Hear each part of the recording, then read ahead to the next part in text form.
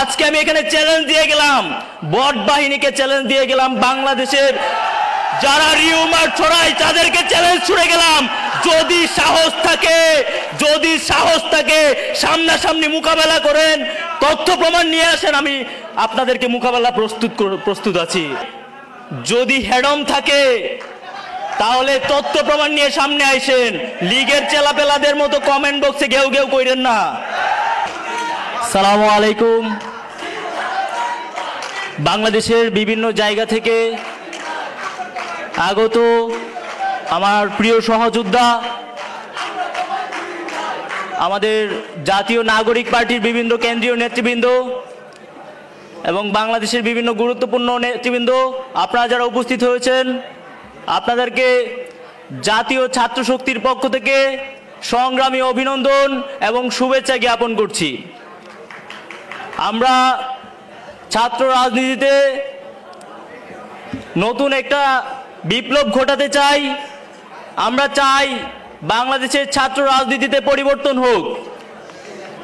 হাসিনা চেয়েছিল এবং হাসিনাকে আমরা দেখেছি জোরপূর্বক এদেশের শিক্ষার্থীদেরকে রাজনীতি থেকে দূরে রেখেছে, এবং অভ্যুত্থান পরবর্তী সময়ে আমরা দেখেছি একটা পক্ষ ওয়েলফেয়ার পলিটিক্স নামে বাংলাদেশের শিক্ষার্থীদেরকে রাজনীতি থেকে দূরে রেখেছে।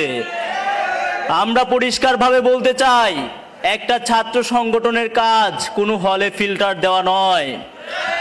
একটা ছাত্র সংগঠনের কাজ বাংলাদেশের প্রত্যেকটা শিক্ষার্থীদের জন্য,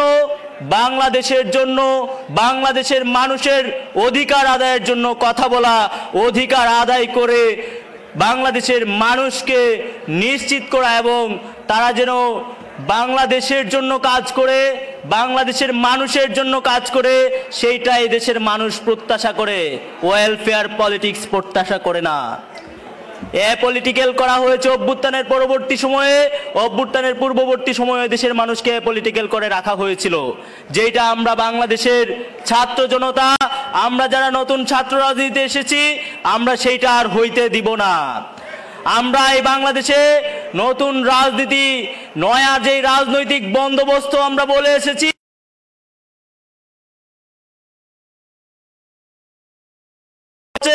বাংলাদেশ পন্থা। যারা এদেশে বাংলাদেশ পন্থার রাজনীতি করবে তাদের সাথে আমাদের সখ্যতা থাকবে, তাদের সাথে আমাদের বোঝাপড়া থাকবে, কিন্তু যারা এদেশের মানুষকে সার্ভ করবে না, দেশের মানুষের কথা বলবে না, যারা দিল্লির এজেন্ডা বাস্তবায়ন করতে চাইবে, যারা পিন্ডির এজেন্ডা বাস্তবায়ন করতে চাইবে, তাদের সাথে আমাদের কোনো সখ্যতা থাকবে না। যারা এই বাংলাদেশের মানুষের রাজনীতি করবে, এই বাংলাদেশের মানুষের অধিকার আদায়ের জন্য কথা বলবে, তিস্তা পারের মানুষের কান্না নিয়ে কথা বলবে, তাদের জন্য আমরা কথা বলবো, তাদের সাথে আমরা থাকবো। প্রিয় সহযোদ্ধা, অভ্যুত্থান পরবর্তী সময়ে এই অভ্যুত্থানের নেতাদেরকে বিভিন্নভাবে ফ্রেমিং করা হয়েছে। মিডিয়া ট্রায়ালের মাধ্যমে অভ্যুত্থানের নেতাদেরকে বাংলাদেশের মানুষের কাছে অগ্রহণযোগ্য করে তোলা হয়েছে।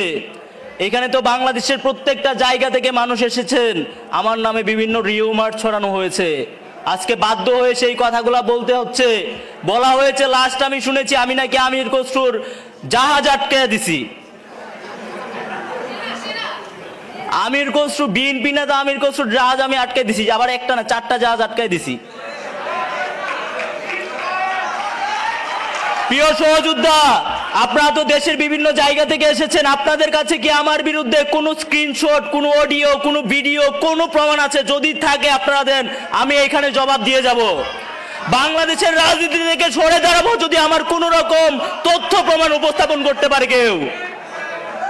আজকে আমি এখানে চ্যালেঞ্জ দিয়ে গেলাম, বট বাহিনীকে চ্যালেঞ্জ দিয়ে গেলাম, বাংলাদেশের যারা রিউমার ছড়ায় তাদেরকে চ্যালেঞ্জ ছুড়ে গেলাম,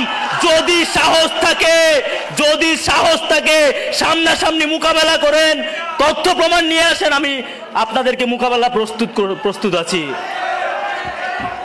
আমাকে অভ্যুত্থান পরবর্তী সময়ে বন্দরের ট্যাগ দিয়ে, বন্দরের বিভিন্ন অনিয়ম থেকে, দুর্নীতি থেকে যেন আমি কথা বলতে না পারি, সেই জন্য আমাকে বন্দরের ট্যাগ দেওয়া হয়েছে। ডিজিএফআই এর মিডিয়া থেকে আমার বিরুদ্ধে লেখালেখি করা হয়েছে, বলা হয়েছে বিকাশে নাকি 91 লাখ টাকা লেনদেন হয়েছে। পার্সোনাল বিকাশে কি 91 লাখ টাকা লেনদেন হয়? আমরা পরিষ্কারভাবে বলতে চাই, মিডিয়া ট্রায়াল করে ফ্রেমিং করে অভ্যুত্থানের নেতাদেরকে থামায় রাখা যাবে না। রাজনীতি একদিনের না, রাজনীতিতে শেষ বলতে কোনো শব্দ নাই, এটা আমি বিশ্বাস করি। পরিষ্কারভাবে বলতে চাই, যদি হেডম থাকে তাহলে তথ্য প্রমাণ নিয়ে সামনে আইসেন, লীগের চেলাপেলাদের মতো কমেন্ট বক্সে ঘেউ ঘেউ কইরেন না।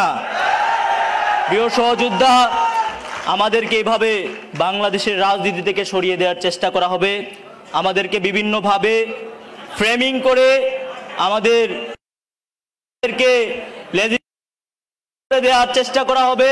কিন্তু আমরা এটুকু বিশ্বাস আপনাদেরকে দিতে পারি, আমরা যে নয়া রাজনীতি শুরু করেছি, নতুন যে বাংলাদেশ পন্থার রাজনীতি আমরা শুরু করেছি, পক্ষে কথা বলা শুরু করেছি, টেকনাফ থেকে তেঁতুলিয়া পর্যন্ত সেই রাজনীতি আমরা চলমান রাখবো ইনশাআল্লাহ। আমরা এখানে বাংলাদেশের প্রত্যেক নেতাকর্মী আজকে প্রতিজ্ঞাবদ্ধ হইতে চাই, শেষ রক্তবিন্দু পর্যন্ত আমরা বাংলাদেশের পক্ষে লড়ে যাব।